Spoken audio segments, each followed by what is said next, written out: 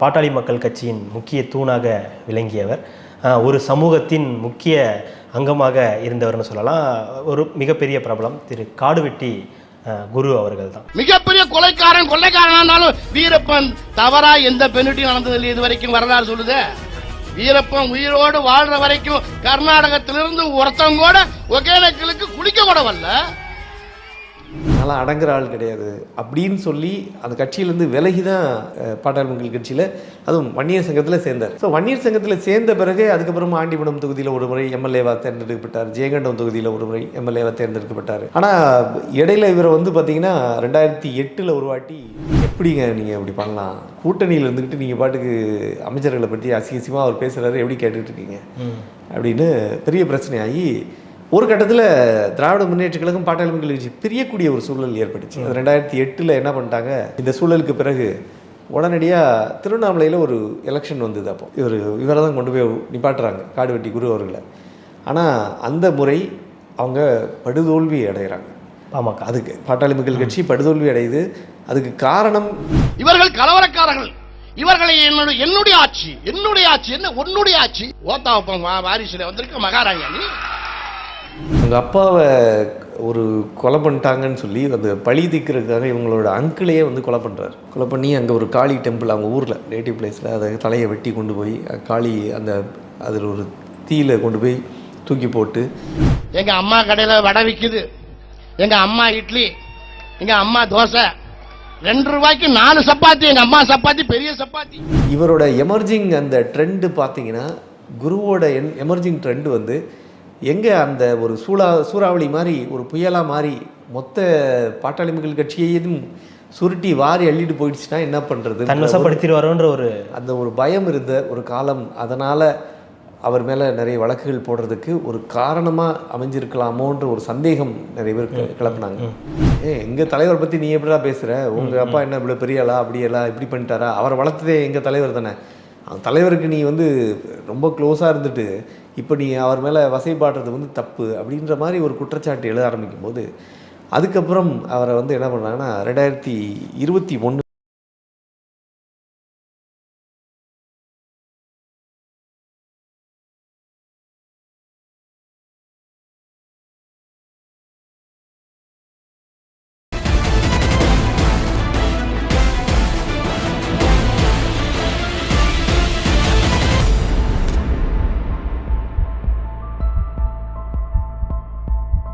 ரெட்ரோலுக்ஸ் நெஞ்சங்களுக்கு வணக்கம். நான் உங்கள் கார்த்திக்.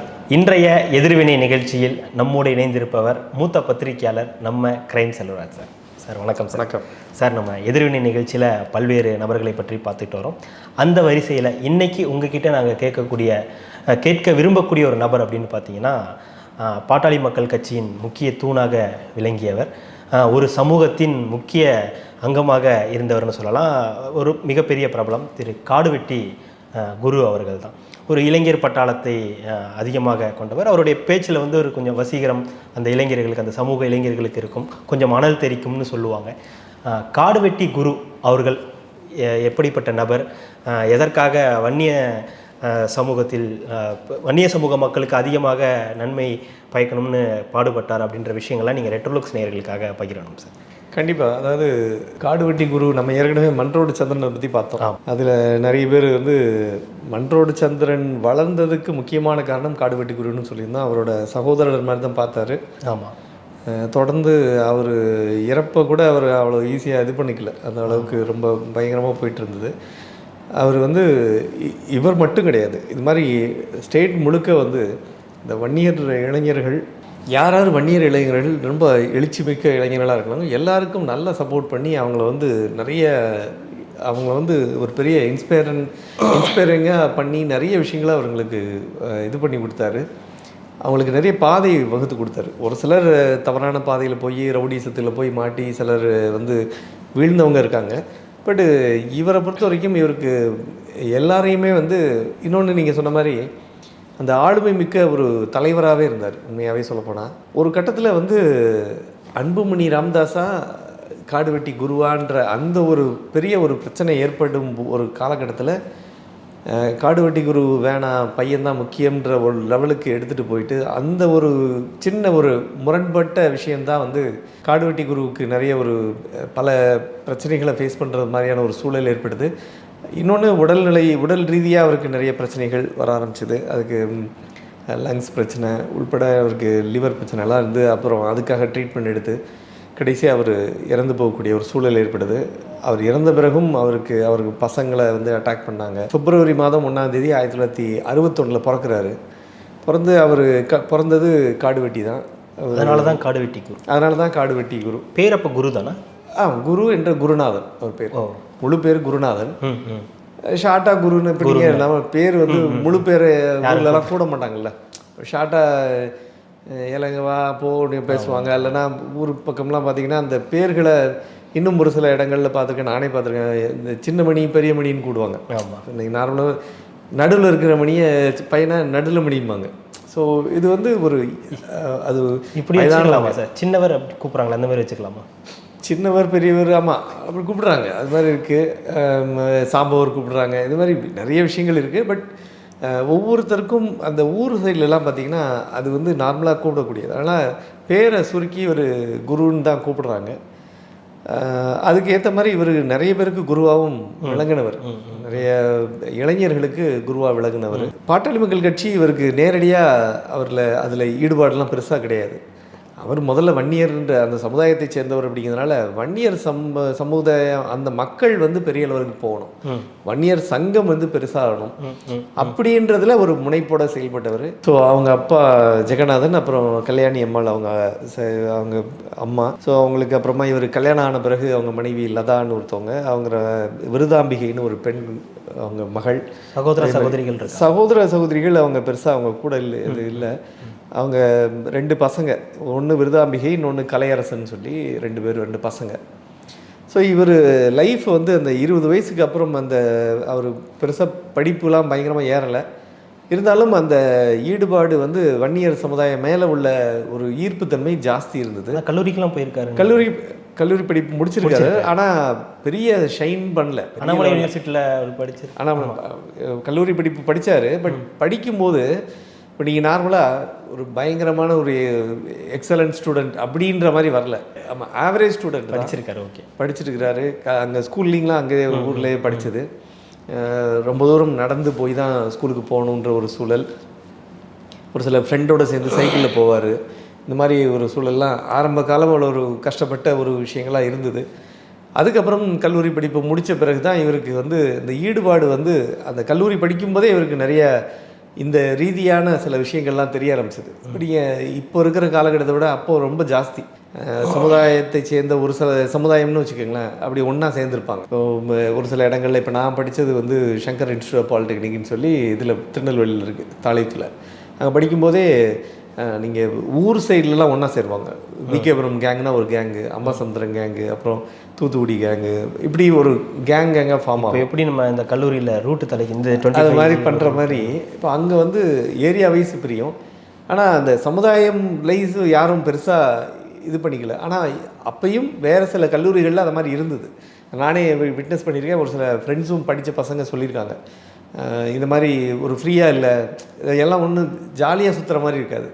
அப்போ இவங்க வந்து ஒரு தாழ்த்தப்பட்ட சமுதாயம்னா தனியாகவும், ஒரு உயர்ந்த சமுதாயத்தை சேர்ந்தவங்க இவங்க வந்து நீங்கள் நார்மலாக பார்த்தீங்கன்னா மெஸ்ஸுக்குள்ளே உட்காந்துட்டு தண்ணி வேணால் தட்டுவாங்க, கிளாஸ் எடுத்துகிட்டு தட்டினா ஒரு அந்த மெஸ் இன்சார்ஜில் இருக்கிற யாராவது ஒருத்தர் வந்து தண்ணி ஊற்றிட்டு போவாங்க. அது மாதிரி நீங்கள் தாழ்த்தப்பட்ட சமுதாயம்னா தட்டக்கூடாதுன்றதெல்லாம் இருக்குது, ஒரு சில கல்லூரியில் இருக்குது. அது மாதிரி இப்போ நான் படித்த இடத்துல அப்படி இல்லை. பட் இது எல்லாம் ஒரு மாதிரி போகும், ஒவ்வொரு இடத்துல ஒரு மாதிரி இருக்கும். ஸோ இந்த மாதிரி படிக்கும்போது இவருக்கு ஏற்பட்ட சில விஷயங்கள் தான் இவரை பெரிய தாக்கத்தை ஏற்படுத்தி அது மூலமாக வன்னியர் சங்கத்துக்குள்ளே நம்ம சேரணும், வன்னியர் சமுதாயத்துக்காக நம்ம பாடுபடணும். அப்படிங்கும்போது ஏற்கனவே வன்னியர் சங்கம் ஆரம்பிக்கப்பட்டு ஒரு ஃபங்க்ஷன் ஆகிட்டுருக்கு அப்படின்னோடனே ஏன் அதிலே நம்ம சேர்ந்துருவோமேன்னு சொல்லி 1986 அப்போ தான் சேர்றாரு. அப்போ அந்த ஆரம்ப காலகட்டத்தில் அந்த காடுவெட்டி பகுதிக்கு, இந்த பகுதி ஒரு சாதாரண ஒரு உறுப்பினராக இருந்தவர் அப்படியே அதில் ஒரு லெவலுக்கு ஏறுறாரு. அப்போ இருந்தே தொடர்ந்து இந்த சித்திரை திருவிழான்றது ஒரு பெரிய ஃபேமஸ். இந்த மாமல்லபுரத்தில் நடக்கிற ஒவ்வொரு சித்திரை அந்த பௌர்ணமி ஃபங்க்ஷன் அப்போது பெருசாக வந்து கொண்டாடுவாங்க. அந்த சித்திரை திருவிழா நிகழ்வு வந்து பார்த்திங்கன்னா அது ஒரு கட்டத்தில் இப்போ ஜெயலலிதா அவர்கள் வந்து ஆட்சியில் இருக்கும்போது பயங்கரமாக பேசி யாராவது அது இந்த வேறு சமுதாயத்தை சேர்ந்தவங்க நம்ம பசங்களை யாரையாவது லவ் பண்ணாங்கன்னா கையை வெட்டுங்கன்ற லெவலுக்கு தான் பேசினார். அது இவரோட ஸ்பீச் எப்படி இருக்குன்னா கொந்தளிக்கிற மாதிரி அப்படி இல்லை, அப்படியே கை உணர்ச்சிகளெல்லாம் அந்த இதில் ஒரு படத்தில் சொல்லுவாங்கல்ல அந்த விவேக் அப்படியே நரம்பு படைச்சி வெளியில் வர்ற மாதிரி அப்படி கொண்டு போயிடும் அவர் பேச்சே அப்படின்ற மாதிரி இருக்கும். நீங்கள் அந்த ஸ்பீச் கேட்டீங்கன்னா தெரியும் அது வந்து பயங்கர ஆவேசமாக இருக்கும். அந்த இளைஞர்களை பொறுத்த வரைக்கும் அவர் காடுவெட்டி குரு எப்போ பேசுவாருன்னு வெயிட் பண்ணுற மாதிரி இருக்கும். இப்போ அதே ஸ்பீச்சு அந்த ஒரு ஃபியரி ஸ்பீச் வந்து அன்புமணி ராமதாஸ் அவர்கள்ட்டையோ இல்லை ஒரு பாட்டாளி மகிழ்ச்சி தலைவராக இருந்த ஃபவுண்டிங் பிரசிடென்ட் டாக்டர் ராமதாஸ்ட்டையோ இருக்காது. அது ஒரு பிரச்சனையாக இருந்திருக்கு. அது வந்து ஆனால் எல்லா இடத்துலையும் எல்லாருமே சூப்பராக பேசணும்னு அவசியம் கிடையாதுன்னு வச்சுக்கோங்க. இப்போ நான் திருச்சியிலாம் பார்த்தீங்கன்னா ஒருத்தர் உண்டு, அதாவது அவர் பேர் வந்து பேர் மறந்துட்டேன். அவர் என்ன பண்ணுவாருன்னா ஒவ்வொரு முறையும் மேடை பேச்சில் ஏதாவது ஒரு அண்ணா திராவிட முன்னேற்ற கழகம் மீட்டிங்னு வச்சுக்கோங்களேன், அவரை முன்னாடி கூப்பிட்டு ஃபஸ்ட்டு பேச வைப்பாங்க. அவர் வந்து இந்த இரட்டை மொழியில் பயங்கரமாக அடுக்கு மொழியில் ஒரு ஒரு பகடையில் வேறு மாதிரிலாம் ஒரு இதெல்லாம் பேசுவார். அப்போ அதை கேட்கறதுக்கே வருவாங்க நிறைய பேர் மீட்டிங் அப்புறம் ஆரம்பிக்கும்போது பாய் கலைஞ்சு போயிடுவாங்க, அவர் பேசி முடிச்சிட்டாரு கிளம்பிடலாம். ஸோ அந்த மாதிரி நிறைய பேருக்கு அந்த ஈர்ப்புத்தன்மைன்றது ஒரு சிலருக்கு பிடிக்கும்ல, அந்த மாதிரி குருவோட ஸ்பீச் வந்து அந்தளவுக்கு இருக்கும். அவரோட ஸ்பீச் அப்படின்றது அந்த சமுதாய இளைஞர்களுக்கு மட்டும்தான் பிடிக்குமா இல்லை பொதுவாக பிடிக்காது? அந்த சமுதாய இளைஞர்களுக்கு பயங்கர ஒரு வெறியேற்றுற மாதிரியான ஒரு ஸ்பீச்சாக இருக்கும், ஒரு உந்து சக்தியாக இருக்கும். ஆமாம், பயங்கரமாக இருக்கும். இப்போ நீங்கள் அப்படி நீங்கள் பார்த்தீங்கன்னா நிறைய பேர் பேசுகிறது வந்து பார்த்தீங்கன்னா இப்போது இவர் நம்ம ராக்கெட் ராஜா பேசும்போது அப்படி இருக்கும், பயங்கரமாக ஒரு அடுக்கு மொழியில் அப்படியே அந்த ஜாதி ரீதியான அவங்கள வந்து அப்படி ஏற்றி விடுற மாதிரி இருக்கும். ஸோ கராத்தே செல்வன் அந்த மாதிரி பேசுவார். அப்புறம் அதே மாதிரி பசுபதி பாண்டியன் பேசும்போது இருக்கும் அந்த ஜாதி ரீதியான அந்த ஸ்பீச் வந்து அப்படி பயங்கரமாக இருக்கும். இவர் சாம்பவர் டெல்டா கிங் ஸ்பீச் அப்படி தான் இருக்கும், அந்த ஒரு வெறியேற்றுற மாதிரி இருக்கும், நல்லா ஒரு பயங்கர பவர் பேக்டு ஸ்பீச்சாக இருக்கும். ஸோ அந்த மாதிரி காடுவெட்டி குருவோட அந்த இது வந்து பார்த்திங்கன்னா லைஃப் வந்து அந்த வன்னியர் சங்கத்தில் சேர்ந்த உடனேவே அப்படியே மாறிச்சு. அதுக்கப்புறம் 86 ஒரு சாதாரண ஒரு தொண்டராக சேர்ந்தவர், அப்புறமா அப்படி படிப்படியாக வளர்ந்து 2001 அவர் வன்னியர் சங்கத்தோட தலைவராகவே ஆகிட்டார். இல்லை நேரடியாக முதல்ல இதுக்கு வரல இல்லையா, நேரடியாக தலைவருக்குலாம் வரல. இல்லை பாமகவுக்கு நேரடியாக அவர் வரல இல்லையா, பாமகவில் அவர் நேரடியாக வந்து இது பண்ணிக்கல. அவர் வன்னியர் சங்கத்தை எப்படி இப்படி இங்கே எடுத்துக்கோங்க, ஆர்எஸ்எஸ் பிஜேபி இருக்குல்ல, ஆமாம், ஆர்எஸ்எஸ்ல பெரிய லெவலுக்கு போகிறவங்கெல்லாம் டக்குன்னு இங்கே கவர்னராக வந்து உட்கார்றாங்க, பெரிய வேறு சில போஸ்ட்டில் வந்து உட்கார்றாங்களே, அந்த மாதிரி. இல்லை ஆரம்ப காலங்களில் ஒரு திராவிட முன்னேற்ற கழகத்திலிருந்து முதல்ல வந்து அவருக்கு ஆரம்பம் வந்து திராவிட முன்னேற்ற கழகம் தான். அதுலேயும் அவர் அதுலேருந்து விலகி வந்ததுக்கு காரணமும் அந்த வன்னியர்ன்ற அந்த ஈடுபாடு தான். ஏன்னா நீங்கள் அங்கே வந்து டாமினன்ட் கேரக்டராக இருக்கக்கூடிய ஒரு சில ஆதிக்க சக்திகள் வந்து இவங்களை அடக்கி ஆள முயற்சி பண்ணும்போது நான்லாம் அடங்குற ஆள் கிடையாது அப்படின்னு சொல்லி அந்த கட்சியிலேருந்து விலகி தான் பாட்டாளி மக்கள் கட்சியில் அதுவும் வன்னியர் சங்கத்தில் சேர்ந்தார். ஸோ வன்னியர் சங்கத்தில் சேர்ந்த பிறகு அதுக்கப்புறம் ஆண்டிமடம் தொகுதியில் ஒரு முறை எம்எல்ஏவாக தேர்ந்தெடுக்கப்பட்டார், ஜெயங்கண்டம் தொகுதியில் ஒரு முறை எம்எல்ஏவாக தேர்ந்தெடுக்கப்பட்டார். ஆனால் இடையில இவரை வந்து பார்த்திங்கன்னா 2008 ஒரு வாட்டி திராவிட முன்னேற்ற கழகம் பாட்டாளி மக்கள் கட்சியெலாம் சேர்ந்திருந்த ஒரு காலகட்டம்.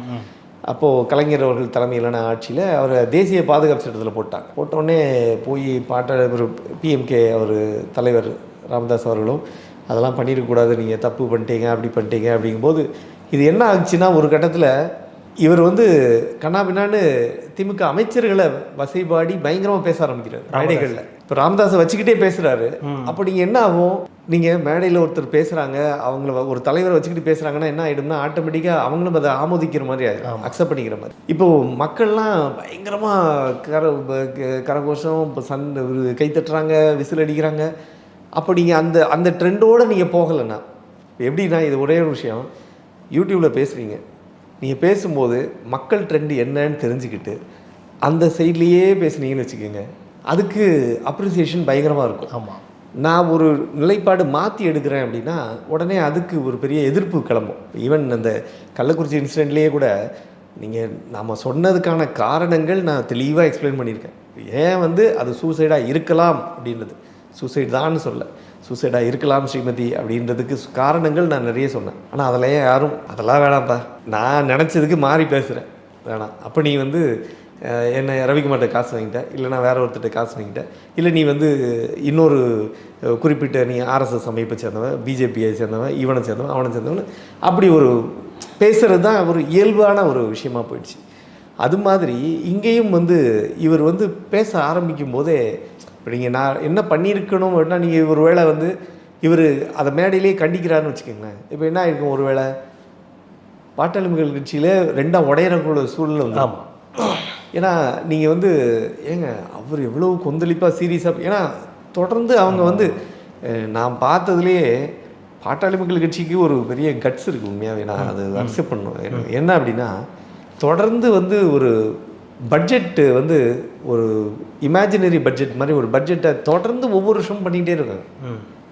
எத்தனை கட்சி அப்படி பண்ணுறாங்கன்னு இந்தியாவிலே எடுத்துக்கோங்க, இந்தியா கொடுங்க, வேர்ல்ட்லேயே எத்தனை கட்சி இந்த மாதிரி ஒரு ஒரு ஒரு ஆல்டர்னேட்டிவ் ஒரு நிதிநிலை அறிக்கையை வந்து தயார் பண்ணுறவங்க எத்தனை பேர் இருக்காங்கன்னா, கட்சிகள் கிடையவே கிடையாது. அப்படி நீங்கள் வேணால் அவங்க நிதிநிலை அறிக்கையில் இதெல்லாம் சேர்க்கலான்னு சஜஷன்ஸ் கொடுப்பாங்களே தவிர, ஒரு மாதிரி நிதிநிலை அறிக்கையை தயார் பண்ணுறதுலாம் வந்து அவ்வளோ சாதாரண விஷயம் கிடையாது. அப்போ நீங்கள் இவங்களுக்குள்ளே ஒரு ஒரு இது உருவாயிடுது. சரி, நம்ம அரசியலுக்குள்ளே வந்துட்டோம், இப்போ நம்ம ஆட்சியை பிடிச்சோன்னா நம்ம இதெல்லாம் பண்ணணும் அப்படின்ற ஒரு எண்ணங்கள். ஈவன் வந்து ஒரு கட்டத்தில் வந்து பார்த்திங்கன்னா, அவங்களோட நிதிநிலை அறிக்கையை பார்த்துட்டு இதெல்லாம் இவங்க மிஸ் பண்ணிட்டாங்களேன்னு கேட்கக்கூடிய அளவுக்கு கூட இருந்தது ஒரு சில சமயங்களில். ஏன்னா தொடர்ந்து வந்து பாட்டாளி மக்கள் கட்சி எப்பெல்லாம் அவங்க வந்து ஜெயலலிதா அவர்களோடையும் கூட்டணி வச்சுருக்காங்க, கருணாநிதி அவர்களையும் கலைஞர் அவர்களோடையும் கூட்டணி வச்சுருக்காங்க. இப்படி ரெண்டு பக்கமும் வச்சுருந்தாலும் அவங்களோட ரொம்ப அஃபினிட்டின்னு பார்த்தீங்கன்னா அது திராவிட முன்னேற்ற கழகத்தோடு தான் ஜாஸ்தி. நிறைய முறை திராவிட முன்னேற்ற கழக கூட்டணி, ஒரு சில சமயம் அண்ணா திராவிட முன்னேற்ற கழகமோட கூட்டணி வச்சுருக்காங்க. ஸோ அப்படி வரும்போது இப்போ நீங்கள் வந்து ஒரு ஃப்ளோவில் போயிட்டுருக்கு, ஆட்சியே பிடிக்கல நம்ம, இப்போ நம்ம ஏதாவது ஒன்று பண்ணோம் அப்படிங்கும்போது ஒருத்தர் வந்து சூப்பராக பேசிகிட்டு இருக்காரு, அவரை மட்டம் தட்டுற மாதிரியோ இல்லை இப்படி பேசியிருக்க வேணான்னு மேடையிலே ஒரு கடிந்து பேசினா அந்த எதிர்பார்த்து இருந்த அந்த தொண்டர்களோட எண்ணத்தை இவர் சிதைக்கிற மாதிரியான ஒரு சூழல் உருவாயிடும் இல்லையா. அதுக்காக இவர் என்ன பண்ணன்னு தெரியாமல் அதை ஆமோதிக்கிற மாதிரி ஒரு சூழல் உருவானது. அது பெரிய கொந்தளிப்பை ஏற்படுது. எப்படிங்க நீங்கள் அப்படி பண்ணலாம், கூட்டணியில் இருந்துக்கிட்டு நீங்கள் பாட்டுக்கு அமைச்சர்களை பற்றி அசிங்கசியமாக அவர் பேசுகிறாரு, எப்படி கேட்டுட்டு இருக்கீங்க அப்படின்னு பெரிய பிரச்சனையாகி ஒரு கட்டத்தில் திராவிட முன்னேற்ற கழகம் பாட்டாளி மக்கள் கட்சி பிரியக்கூடிய ஒரு சூழல் ஏற்பட்டுச்சு. 2008 என்ன பண்ணிட்டாங்க, இந்த சூழலுக்கு பிறகு உடனடியாக திருவண்ணாமலையில் ஒரு எலெக்ஷன் வந்தது. அப்போ இவரை தான் கொண்டு போய் நிப்பாட்டுறாங்க, காடுவெட்டி குரு அவர்களை. ஆனால் அந்த முறை அவங்க படுதோல்வி அடைகிறாங்க. ஆமாக்கா, அதுக்கு பாட்டாளி மக்கள் கட்சி படுதோல்வி அடையுது. அதுக்கு காரணம் திராவிட முன்னேற்ற கழகம்ன்ற அந்த கூட்டணி இல்லாத ஒரு காரணம். அதாவது அவங்க என்ன நினைச்சாங்கன்னா, ஒருவேளை இப்படி நடந்திருந்தா திராவிட முன்னேற்ற கழகம் இவங்க பிரிஞ்சு வந்த பிறகு ஒருவேளை அந்த திருவண்ணாமலை எலெக்ஷனில் இவர் ஜெயிச்சிருந்தாருன்னா பாட்டாளி மக்கள் கட்சியோட நிலைமை வேறு மாதிரி திரும்பி இருக்கும், குருவோட அந்தஸ்தும் கூடியிருக்கும். அது என்ன ஆகுதுன்னா, அந்த காலகட்டங்களில் மறுபடியும் தோல்வின்னும் போது யாரு கூடையாவது குதிரை சவாரி மட்டும்தான் பாட்டாளி மக்கள் கட்சியால் போக முடியும். அவங்களால தனித்து ஆட்சி அமைக்கவோ தனித்து ஒரு தொகுதியில் கண்டெஸ்ட் பண்ணி ஜெயிக்கவோ அவங்களுக்கு எந்த விதமான ஒரு இதுவும் இல்லை அப்படின்றத ஒரு மாதிரி ப்ரூவ் பண்ணுற மாதிரி போயிடுச்சு. அதுக்கப்புறமே வேறு வழி இல்லை, அப்புறமா திரும்பி டிஎம்கே அலையன்ஸு திரும்பி அதுமே மாறி மாறி வர ஆரம்பித்தாங்க. பட் ஒரு கட்டத்துக்கு மேலே மக்களே அழுத்து போன மாதிரி ஆன மாதிரி ஆயிடுச்சு. ஏன்னா நீங்கள் என்னங்க தொடர்ந்து ஒன்று இந்த பக்கம் இல்லை அந்த பக்கம், நீங்கள் இண்டிவிஜுவலாக என்ன பண்ணுறீங்க அப்படின்ற ஒரு கேள்வி வந்துடுது. இன்னொன்று, அரசியல் ஆதாயத்துக்காக இவர் ஒரு முடிவு எடுக்கிறாங்களோ அப்படின்ற ஒரு சூழலும் உருவாக ஆரம்பிச்சது. இல்லை, சில நேரங்களில் அவங்க பேசும்போது கூட்டணி வைக்கலாம் அப்படின்னு வைக்கவே மாட்டோம் அப்படின்னு சத்தியம்லாம் பண்ணுவாங்க, அதுக்கப்புறம் கூட்டணி வைக்கிற ஒரு அது வந்து கலைஞரே சொல்லியிருக்காருன்னு வச்சுக்கோங்க. நீங்கள் அதெல்லாம் ஒன்றும் சொல்ல முடியாது. கூட்டணிங்கிறது வந்து நாங்கள் வந்து வெளியிலேருந்து ஆதரவுலாம் சொல்லுவாங்க. அப்போ என்ன அர்த்தம்னா கூட்டணி தான். இல்லை, மற்றவங்களாம் சத்தியம் பண்ண மாட்டாங்க, சத்தியம்லாம் பண்ணு வேற சொல்லுவாங்கன்றது தான் பிரச்சனையாக இருந்திருக்கலாம். தெரியல, சத்தியம் ஒருவேளை சத்தியம் பண்ணுறதுனால மேபி ஏதாவது பயங்கரமாக ஒரு பெரிய டர்னிங் பாயிண்ட் வரும்னு நினச்சிருந்துருக்கலாம். ஏதோ ஒரு தடை முரண் அதில் இருக்குது. அந்த விஷயத்தினால தான் அவங்களால வந்து தொடர்ந்து அவங்கள இது பண்ண முடியல. ஈவன் அந்த ஒரு கட்டத்துக்கு மேலே 2011 பிறகு நடந்த அந்த மாமல்லபுரத்தில் இருந்த சித்திரை விழாவில் தான் பார்த்திங்கன்னா பயங்கரமாக அவரோட ஸ்பீச் வந்து பயங்கரமாக வந்து அப்பையும் ஜெயலலிதா அவர்கள் ஆட்சியில் அது பெரிய கொந்தளிப்பே இருக்கு. அவர் மேலே வழக்கு பதிவு செய்யப்பட்டது. இது மாதிரி இந்த ஆரம்பத்தில் இவங்க அப்பாவை ஒரு கொலை பண்ணிட்டாங்கன்னு சொல்லி அந்த பழி தீர்க்கிறதுக்காக இவங்களோட அங்கிளையே வந்து கொலை பண்ணுறாரு. கொலை பண்ணி அங்கே ஒரு காளி டெம்பிள் அவங்க ஊரில் நேட்டிவ் பிளேஸில் அதை தலையை வெட்டி கொண்டு போய் காளி அந்த அதில் ஒரு தீயில கொண்டு போய் தூக்கி போட்டு அந்தளவுக்கு ஒரு பயங்கர ஒரு இதுவாக இருந்தது இவர். ஆமாம், இதே மாதிரி அதுக்கப்புறம் நார்மலாக வந்து வேறு எந்த சம்பவங்கள்லையும் ஈடுபடலை. ஆனால் இவர் மேலே வந்து மற்ற வழக்குகள்னு பார்த்தீங்கன்னா அந்த NSA போடப்பட்டது, அப்புறம் டிஃபேமிங் ஜெயலலிதான்னு சொல்லி ஒரு வழக்கு, அது நிறைய வழக்குகள். இதில் வந்து ஒரு வழக்கு 2 வழக்கு கிடையாது, கிட்டத்தட்ட 12-13 கேஸுக்கு மேலே, இன்க்ளூடிங் அந்த 2013-14 நடந்தப்போ அந்த மாமல்லபுரத்தில் சித்திரை திருவிழாவில் அந்த இதில் வந்து நடந்த நிகழ்வு. ஏன்னா ஒவ்வொரு முறையும் என்னென்னா அந்த சித்திரை திருவிழா நடக்கும்போது அத்தனை 1000 பேர் கூடுவாங்க. கூடும்போதே அங்கே இருக்கிற கடைகள்லாம் அடிக்கணும் எடுக்கிறது, இல்லை தண்ணி அடிச்சுட்டு ஃபாஸ்ட்டாக போகும்போது ஆக்சிடென்ட்ல இருந்து போகிறது. சித்திரை திருவிழாவே இதுவே இதுதானே சார், குடிக்கக்கூடாது இல்லை, நீங்கள் வந்து அவங்க அந்தளவுக்கு பயங்கரமாக பண்ணுவாங்கன்ற. ஸோ இது மாதிரி சம்பவங்கள் நிறைய நிகழ ஆரம்பித்தோடனே அது மட்டும் இல்லை, இந்த மாதிரி அங்கே ஒரு பயங்கரமான ஒரு ஸ்பீச்சு. அதனால் தொடர்ந்து ஒவ்வொரு டிஸ்ட்ரிக்ட் ஒவ்வொரு இடங்கள்லேருந்தும் குருவுக்கு எதிர்ப்பு கிளம்ப ஆரம்பிக்கும். எதிர்ப்புன்றதை விட ஒரு கட்டத்தில் ஒரு சந்தேகம் கூட வந்தது. எனக்கு தெரிஞ்சு அவங்க குருவோட நெருக்கமான இந்த நண்பர்கள் ஒரு சிலர்கிட்ட பேசும்போது, பாட்டாளி மக்கள் கட்சி ராமதாஸ் அவர்களே வந்து இவங்க வேலை வேணும்னு வழக்குகள் போடுறதுக்கு இவர் அலோவ் பண்ணிட்டாரு, அதை தட்டி கேட்கலன்ற மாதிரி. அதுக்கு காரணம் என்ன அப்படின்னா, காடுவெட்டி குரு அவர்களோட அந்த இது வந்து இன்ஃப்ளூயன்ஸ் வந்து பயங்கரமாக போக ஆரம்பிச்சிது. அதாவது டீப் ரூட்டட்னு சொல்லுவாங்கல்ல, அது மாதிரி. இப்போ நீங்கள் இப்போ நீங்கள் இந்த மணிப்பூர் சம்பவத்தை பற்றி பேசும்போது கூட சொன்னேன் ஒரு காணொலியில், எல்லாம் MLA ஆகிறாங்க, திடீர்னு ஒருத்தரை லீடராக இருக்கக்கூடிய ஒரு நேஷ்னல் லீடர் என்ன பண்ணுறாங்கன்னா, நீதாம்பா சிஎம் அப்படின்னா, அவர் வந்து அது வரைக்கும் MLAவாக இருந்தவர் திடீர்னு சிஎம்மாக உட்காருவார். ஆனால் மக்கள் வந்து அதை எதிர்பார்க்க மாட்டாங்க. ஏய் நீ MLA தானடா, நீ எப்படா சிஎம் ஆன அப்படின்ற மாதிரி. ஆனால் MLAவாக இருந்தால் அவங்களால சிஎம் ஆக முடியும். சட்டமன்ற அந்த உறுப்பினர்களோட தலைவராக ஆனாலே சிஎம் ஆகக்கூடிய வாய்ப்பு இருக்குது. ஸோ இது சட்டமன்ற உறுப்பினர்கள் ஒன்றா சேர்ந்து தேர்ந்தெடுத்து, இப்போ ஒருவேளை இப்போ நீங்கள் திராவிட முன்னேற்ற கழகத்தில் இருக்கக்கூடிய எல்லா MLAவும் சேர்ந்து உதயநிதி ஸ்டாலின் தான் எங்கள் சட்டமன்ற தலைவர் அப்படின்னா அவர் தான் சிஎம் ஆவார்.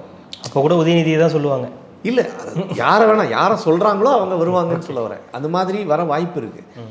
அப்படி இருக்கும்போது திடீர்னு ஒருத்தர் வந்து, இப்போ நீங்கள் மணிப்பூரில் என்னாச்சுன்னா, நீங்கள் பிரேன் சிங்னு ஒருத்தரை திடீர்னு நீங்கள் தான் சிஎம் அப்படின்னு அனௌன்ஸ் பண்ணோடனே மக்கள் வந்து அதை ஏற்றுக்கல. நீங்கள் அது வரைக்கும் நார்மலாக இருந்தவர், அவர் வந்து மெய்த்தேயின சமுதாயத்துக்கு சப்போர்ட் பண்ணிக்கிட்டு பேசிக்கிட்டு இருந்தவர் திடீர்னு சிஎம் ஆனவொடனே அப்போ எங்களெல்லாம் டார்கெட் பண்ணுவாங்களோ அப்படின்ற பயம் இது மாதிரி ஆக ஆரம்பிச்சிது.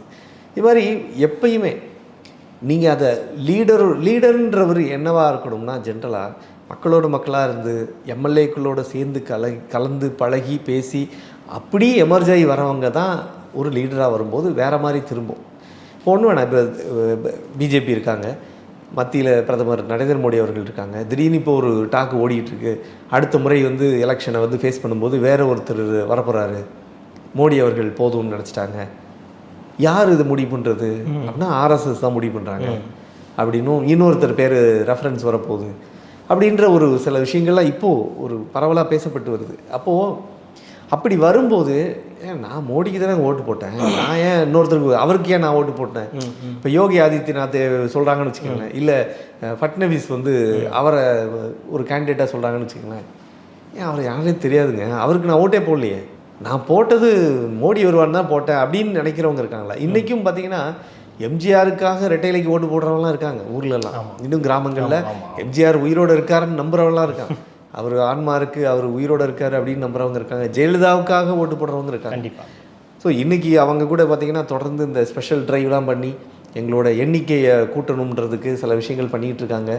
22 லட்சம் பேரை சேர்த்துட்டோம், இன்னும் அதை வந்து இன்னும் கூட்டுவோம் அப்படின்லாம் பேசிகிட்டு இருக்காங்க. அது மாதிரி இதுக்கு காரணங்கள் என்ன அப்படின்னு பார்த்தீங்கன்னா, ஓட்டு போடக்கூடிய மக்கள் எல்லாருமே வந்து எதுக்காக ஓட்டு போடுறாங்கன்னா அந்த லீடரோட அந்த ஃபேஸ் வேல்யூ தான். அது மாதிரி இருக்கும்போது இவரோட எமர்ஜிங் அந்த ட்ரெண்டு பார்த்தீங்கன்னா, குருவோட எமர்ஜிங் ட்ரெண்டு வந்து எங்கே அந்த ஒரு சூறாவளி மாதிரி ஒரு புயலாக மாதிரி மொத்த பாட்டாளி மக்கள் கட்சியையும் சுருட்டி வாரி அள்ளிட்டு போயிடுச்சுன்னா என்ன பண்ணுறது, தன்வசப்படுத்திடுவாரோன்ற அந்த ஒரு பயம் இருந்த ஒரு காலம். அதனால் அவர் மேலே நிறைய வழக்குகள் போடுறதுக்கு ஒரு காரணமாக அமைஞ்சிருக்கலாமோன்ற ஒரு சந்தேகம் நிறைய பேர் கிளப்புனாங்க.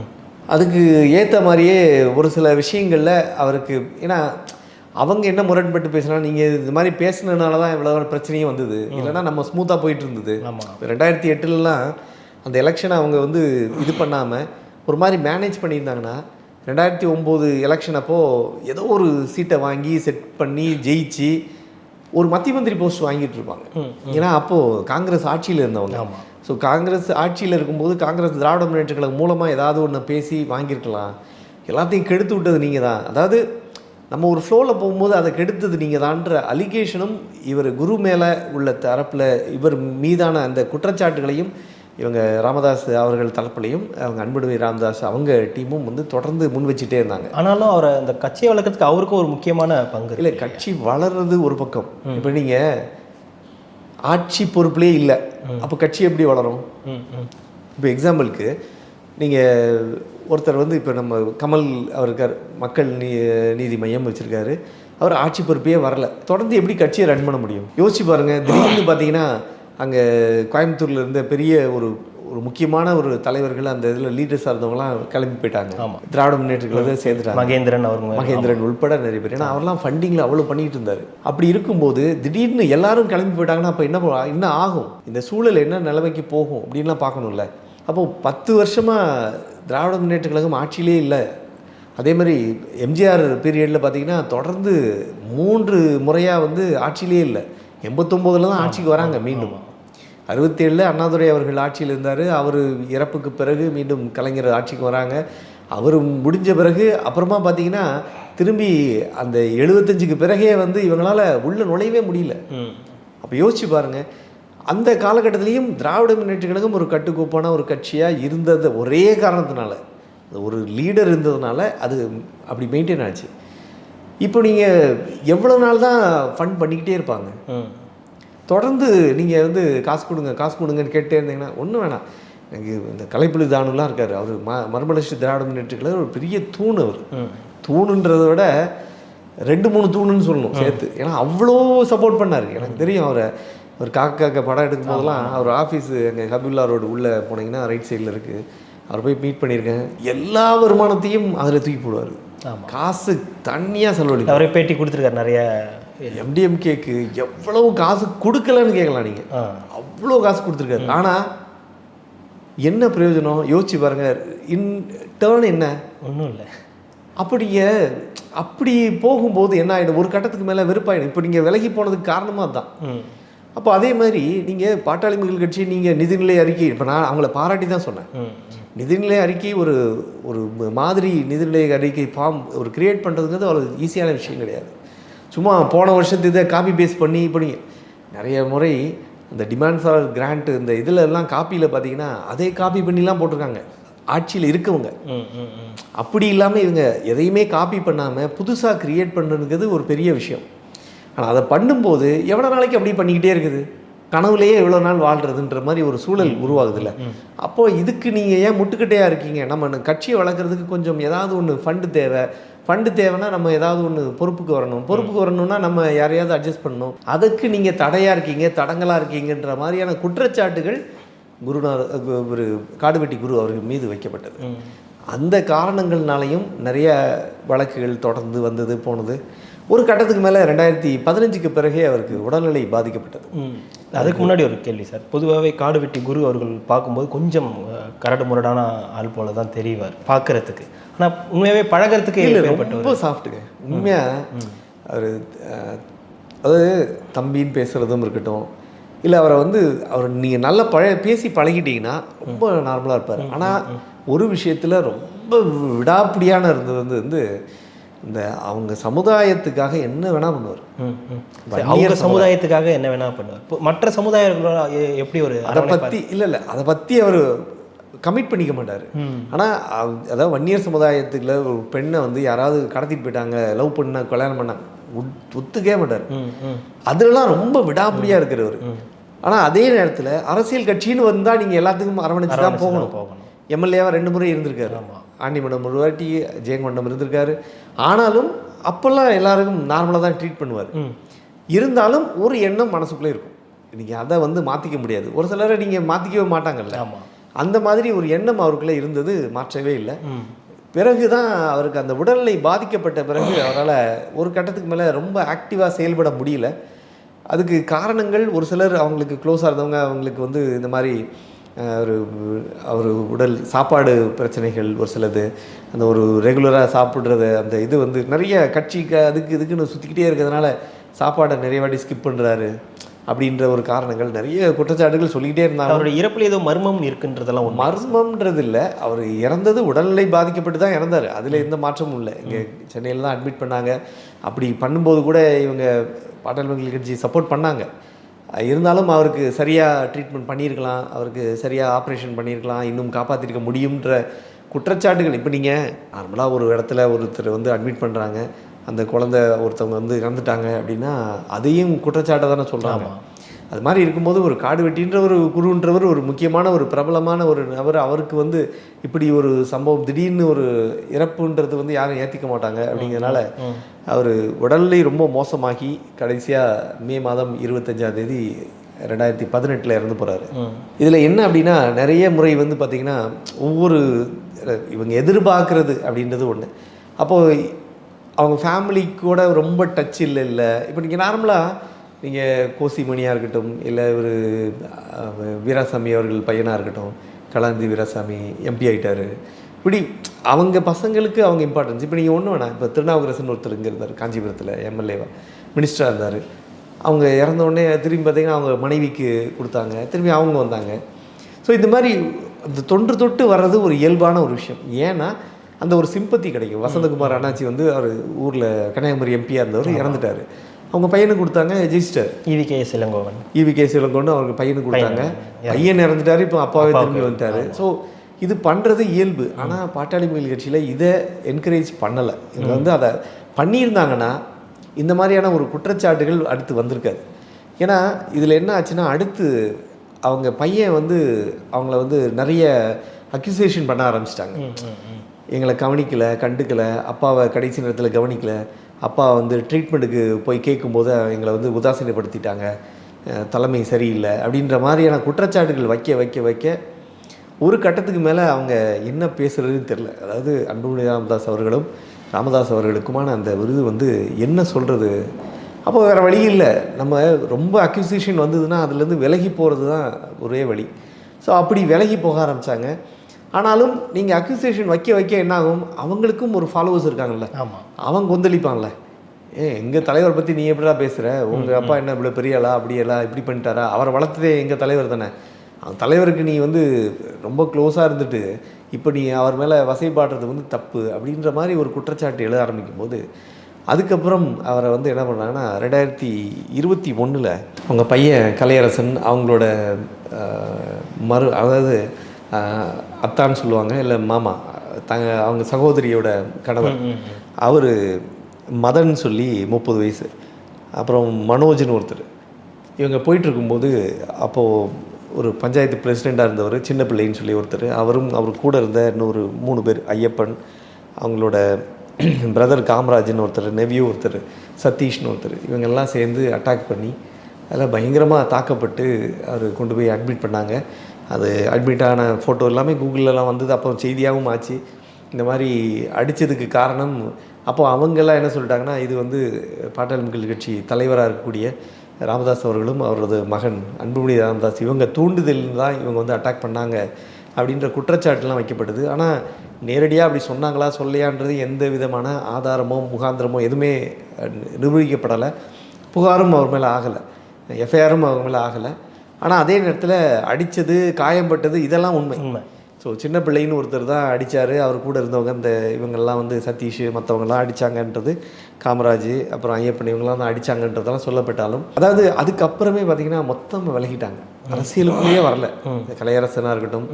இன்னொரு காரணம் அந்த அவங்களோட சகோதரி இருக்காங்க இல்லையா, அவங்க விருதாம்பிகை, அந்த விருதாம்பிகை வந்து கல்யாணம் பண்ண அந்த மதன் வந்து அவரை ஏன் கல்யாணம் பண்ணுறாங்க, அவருக்கு இவங்க வந்து சரியா இல்லை, அப்படி இல்லைன்னு வேறு சில காரணங்கள் எல்லாம் முன்வைக்கப்பட்டதும் ஒரு காரணம்.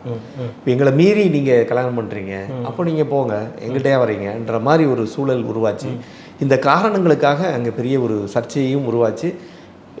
ஆனால் எப்படி நான் அந்த பொட்டு சுரேஷை பற்றி ஒரு காணொலியில் கூட பேசியிருக்கேன். பொட்டு சுரேஷ் வந்து பார்த்திங்கன்னா ஒரு ஒரு துணை முதல்வர் மாதிரியான ஒரு பெரிய ஒரு பவர்ஃபுல்லாக இருந்தார். அழகிரி அவர்களோட ரைட் ஹேண்டரை விட ரைட்டு லெஃப்ட்டு சென்டர் எல்லாமே அவர் தான், அப்படி இருந்தார். அவர் வெட்டி கொலை செய்யப்பட்ட பிறகு அவங்க சகோதரர்கள் இருந்தாங்க, அவங்க பசங்க இருந்தாங்க. இன்னைக்கு வரைக்கும் யாருமே வெளியிலே வரல. அவர் பிள்ளைமார் சமூகத்தை சேர்ந்தவர். அவர் வந்து அவங்க ஒரு அந்த மாதிரி இதே மாதிரி ஜாதி ரீதியான ஒரு சில பிரச்சனைகள் வந்தது. இவர் டாமினேட் பண்ணார், ஒரு சமுதாயத்தை வந்து சேர்க்க விடலை, கிட்ட நெருங்க விடலை, இவர் வந்து அழகிரி அவர்களோட பேசவே விடலை அப்படின்றலாம் குற்றச்சாட்டுகள்லாம் இருந்தது. ஆனாலும் அவர் இறந்த பிறகு இவர் இறப்புக்கே இவங்க தான் காரணம் அப்படின்லாம் சொல்லப்பட்டது. எல்லாம் வந்து அப்யூஸ் பண்ணது, வெளிப்படையாக ஒரு சிலர் பேசினாங்க, எல்லாமே நடந்தது. ஆனால் பொட்டு சுரேஷோட ஃபேமிலி மெம்பர்ஸ் யாருமே உள்ளே வரல. அது மாதிரி காடுவெட்டி குருன்றது ஒரு பெரிய ஆளுமை. அவர் 86 ஒரு சாதாரண உறுப்பினராக உள்ள நுழைஞ்சவர் 2018 வரைக்கும் அவரோட இது வந்து அவர் கட்டி வச்ச அந்த கோட்டைன்றது ஒரு பெரிய கோட்டை. அது அதாவது இயல்பில் அவங்க பாட்டாளி மக்கள் கட்சி ஆட்சிக்கு வரலன்னாலும் அவர் பாட்டாளி மக்கள் கட்சிக்கு பல வகையில் ஒரு பெரிய உந்துதலாகவும் உந்து சக்தியாகவும் தொடர்ந்து அவர் செயல்பட்டதை யாரும் மறுக்க முடியாது. அவங்க தலைவர்களும் மறுக்க மாட்டாங்க கண்டிப்பாக. ஆனால் இருந்தாலும் அவர் வந்து இந்த லெவலுக்கு போனதுக்கு வேறு சில காரணங்களும் சொல்லப்பட்டதும் உண்மை. ஸோ இவர் வந்து இவரோட வளர்ச்சின்றது அவர் காடுவெட்டி குரு அவர்களோடது. அவர் நான் ஏற்கனவே மண்ணோட சந்தனை பற்றி பேசியிருந்தோம். அவர் கடலூரில் அவர் பெரிய ஒரு ஆளுமை மிக்க ஒரு மனிதனாக மாறினதுக்கு அவர் உந்து சக்தியாக இருந்தவரும் காடுவெட்டி குரு அவர். இவர் மட்டும் கிடையாது, இது மாதிரி நிறைய மாவட்டங்கள் இருக்காங்க, ஊர்களில். இப்போ எங்கள் ஊர்லேயே பார்த்திங்கன்னா ஒரு ஃபேமிலி, அவங்க வந்து இந்த தவில் இதெல்லாம் அடிப்பாங்க, கோயில்களில் மேளம் அடிக்கக்கூடிய ஒரு வேலை பார்க்கக்கூடியவங்க. அவங்க பசங்க பார்த்திங்கன்னா 2 பேரும் டாக்டர் ஆகிட்டாங்க. அவங்க எதிர்பார்க்கவே இல்லை. அந்த டைமில் டாக்டர் ஆனது இப்போ பெரிய லெவலில் எங்கேயாவது செட்டிலாக இருப்பாங்க கண்டிப்பாக, எனக்கு தெரிஞ்சு. ஸோ எங்கள் வீட்டு பக்கத்துலேயே இருக்கக்கூடியவங்க, எனக்கு அவங்களாம் நல்லா தெரியும். ஆனால் அவங்க லைஃப் மாறிச்சின்னு சொல்ல வரேன். அதுக்கு காரணம் அந்த பாட்டாளி மக்கள் கட்சின்ற ஒரு கட்சி தான். அவங்க வன்னியர் சமுதாயத்தை சேர்ந்தவங்க அப்படிங்கிறதுனால அவங்களுக்கு ஒரு இலவசமாக ஒரு ஃப்ரீ சீட்டு அவங்களுக்கு கிடைக்கிறதுக்கு மாதிரி ஒரு வாய்ப்பு கிடச்சிது, படித்தாங்க, அந்த ஃபேமிலியே மாறிச்சு. இது மாதிரி நான் சொல்கிறது ஒரு ஃபேமிலி, இது மாதிரி நிறைய ஃபேமிலிக்கு விளக்கேற்றி வச்சவங்க உண்மையாகவே பண்ணாங்க. மற்ற கட்சிகள் பண்ணாங்க அப்படின்றது ஒரு பக்கம் இருந்தாலும் பாட்டாளி கட்சியும் பண்ணியிருக்காங்க. காடுவெட்டி குரு அவர்களும் இதே மாதிரி நிறைய பேருக்கு சப்போர்ட் பண்ணியிருக்காரு. அவங்களோட நிறைய பேரோட குடும்பத்தில் இன்றைக்கி விளக்கு எரியுது, அடுப்பு எரியுதுன்னா அதுக்கு காரணம் காடுவெட்டி குரு. அது மாதிரி நிறைய விஷயங்களை சொல்லிக்கிட்டே போகலாம். ஆனாலும் லைஃப்ன்றது ஒரு எல்லாத்துக்கும் ஒரு எண்டு இருக்க தான் இருக்கும். அது மாதிரி குரு அவர்களுக்கும் அவரோட கடைசி நாள் அந்த மே 25 2018 இறந்து போனார். இறந்து போகும்போது அவர் விட்டு போன அந்த லெகசி அதை வந்து கண்டினியூ பண்ணுறதுக்கு அவர் பையனோ மற்றவங்களோ உள்ளே கொண்டு போகலை. இருந்தாலும் லைஃப்பில் எது வேணால் நடக்கலாம். இப்போ நீங்கள் வந்து ராஜராஜ சோழனுக்கு பிறகு ராஜேந்திர சோழன் பெரிய ஆளாக வந்தார், கடாரம் கொண்டான்னு பேர் வாங்கினார். அதுக்கப்புறம் பாண்டியர்கள் போய் உள்ளே பூந்து எல்லாத்தையும் காலி பண்ணி அவங்க ஆட்சிக்கே வர முடியல. ஆனாலும் அதுக்கப்புறகும் கொஞ்ச நாளுக்கு பிறகு சோழர்கள் திரும்பியும் எழுந்தாங்க. அது மாதிரி இந்த வீழ்ச்சி எழுச்சின்றது ஒரு சைக்கிள் தான், மாறி மாறி வரும். அதனால் இப்போது காடுவெட்டி குருவோட அவர் மறைந்திருந்தாலும் அவரோட ஃபேமிலி மெம்பரில் பெருசாக யாரும் வரலைன்னா கூட அவங்க பசங்க, அவங்க பேர பசங்க, அவங்களோட பசங்க யாராவது ஒருத்தர் பின்னாளில் ஒரு பெரிய அவங்க தாத்தாவோ கொள்ளு தாத்தாவோ எங்கள் தாத்தா அப்படி இருந்தாருன்னு ஒருத்தர் பேசுவாங்க, சொல்ல முடியாது. அந்த மாதிரி ஒரு பெரிய ஆளுமைமிக்க மனிதராக மாற வாய்ப்பு இருக்குது. ஓகே, நன்றி சார். காடுவெட்டி குரு அவர்கள் பற்றியும் பாட்டாளி மக்கள் கட்சியை பற்றியும் பல்வேறு விஷயங்களை பகிர்ந்தமைக்கு ரெட்ரோலோக்ஸின் சார்பாக மிக்க நன்றி.